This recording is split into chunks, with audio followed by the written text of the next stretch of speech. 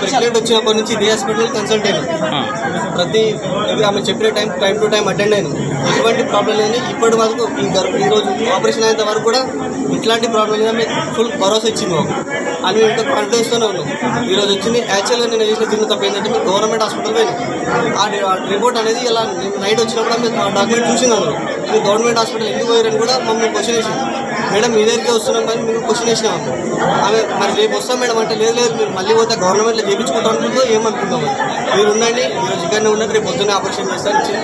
సరే మేడం ఇష్టం అని చెప్పి మేము కూడా ఒప్పుకుని పొద్దున్న 7కి వచ్చింది. 7కి ఆపరేషన్ స్టార్ట్ చేసింది. 1 అవర్లో మనకు మళ్ళీ వచ్చింది. 1 అవర్ కూడా అమ్మాయి బాగానే ఉంది. 1 అవర్ తర్వాత చిన్నగా వామిటింగ్ వచ్చింది. వామిటింగ్ వచ్చి చిన్న నర్స్కి తీసుకొచ్చింది. ఆ మేడం మీద ఆపరేషన్ చేసి వెళ్ళిపోయింది.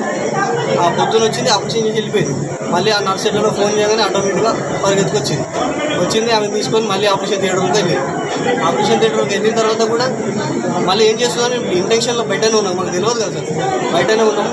మళ్ళీ అంత పంపించేసింది. మళ్ళీ ఒక 1 అవర్ తర్వాత మళ్ళీ రూమ్కి పంపించి మేడం ఇట్లాంటి అంటే ఏం లేదని చెప్పి మళ్ళీ సీరియస్కి వచ్చేసరికి నేను మా మామయ్య సీరియస్ అయితే అప్పుడు ఆమె గట్టిగా వాదిస్తే మమ్మల్ని ఆఫీస్లో తీసుకుపోయి బాబు ఆమె గర్భసంచి తీసేసినాము. ఆ గర్భసంచి తీస్తేనే బతుకుతుందని మాకు క్వశ్చన్ వేసి మేడం మీరు ఆపరేషన్ తీసుకొచ్చి మాకు అప్పైపోయిన 1 అవర్ తర్వాత ఇంటికి చేయబడం ఏంది మేడం మేము కూడా అడిగినాం. లేదు బాబు ఆ గర్భసంచి తీసేస్తే బతుకుతుంది అంటే పోనీలే గర్భసంచి పోతే బాబు పుట్టిండు అమ్మాయి బాగుంది మేము కూడా హ్యాపీగా ఫీల్ అయిన తర్వాత మళ్ళీ ఆమెకు కొంచెం పెయిన్లా వచ్చింది. మళ్ళీ మేడం తీసుకొస్తే మళ్ళీ ఆపరేషన్ థియేటర్లో తీసుకుపోయారు. నాతో కానీ చేతులు తీసుకున్నారు.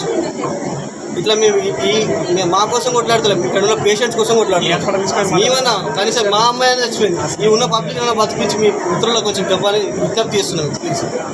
తర్వాత ఏం జరిగింది? Jakkula Laxman, Ramayapalli village, Mahabubabad mandal. Patient first conceive అయినప్పటి నుంచి ఈ లక్ష్మీ శ్రీనివాస్ హాస్పిటల్లో చూపించుకుంటుంది. ఇలాంటి ప్రాబ్లం ఏమీ చెప్పలేదు. పేషెంట్స్ ఇలా ప్రాబ్లమ్స్ ఉన్నాయని చెప్పి అంతా మంచిదే ఉండే. 25th డేట్కి ఇచ్చారు. ఫార్మాలిటీ కోసమే గవర్నమెంట్ హాస్పిటల్కి వెళ్ళాము. నిన్న 23rd పోతే గవర్నమెంట్లో కూడా సరే మీరు రండి రేపు రండి అంతా మంచిదే ఉందని చెప్పేసి అన్నారు.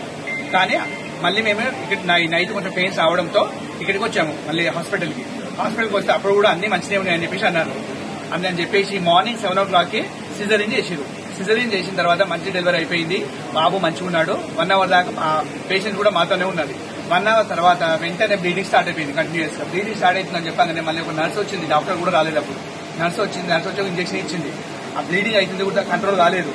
వెంటనే మళ్ళీ హ్యావిడి చేసేసి ఓన్లీ స్టాఫ్ డాక్టర్ ఒకటే ఉన్నారు. స్టాఫ్ ఏం చేసి మళ్ళీ హాస్పిటల్ అర్జెంట్గా ఆపరేషన్ థియేటర్లో తీసుకెళ్లారు. మాకేం ఇన్ఫర్మేషన్ ఇవ్వకుండానే మళ్ళీ గర్భసంచి తీసేసారు.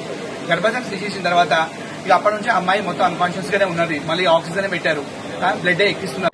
1 అవుతుంది, 2 అవుతుంది. 3 o'clock వచ్చిన తర్వాత మీరు బయట హాస్పిటల్ తీసుకోవాలని చెప్పేసి చెప్పింది. ఇక బయట హాస్పిటల్కి ఎలా తీసుకోదామమ్మా మీరు ఎట్లా మీరు చెప్పేది మాకు అని అంటే మీరు కూడా మా ఎంబర్ రావాలని చెప్పితే ట్రస్ట్ హాస్పిటల్కి మా ఎంబడి వచ్చిందమ్మ. ట్రస్ట్ హాస్పిటల్ పోయే వరకు అంబులెన్స్ లో ఏమీ లేదు. అప్పటికి హార్ట్ బీట్ కూడా అంతా అయిపోయింది. అమ్మాయి ఏం లేదు. అక్కడికి పోయినాక కూడా వాళ్ళే CPR చేసింది అంతే. వాళ్ళది అక్కడ ఏమీ లేదు.